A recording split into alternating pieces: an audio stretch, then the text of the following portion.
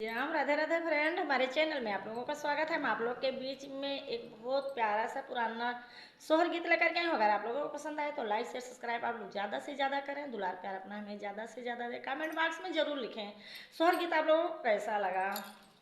कहाई जल में कान्हैया हमारा गुरैया तो हमारा गुरैया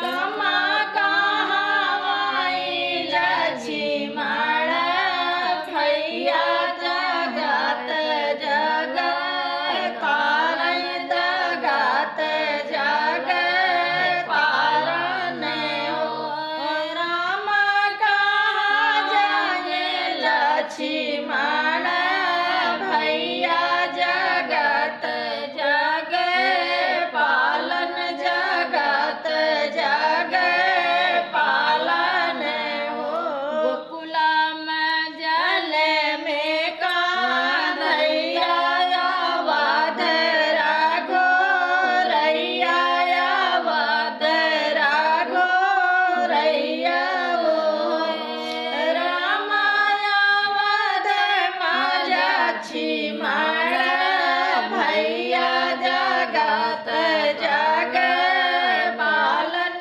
जगत जग पालन हो राम अवध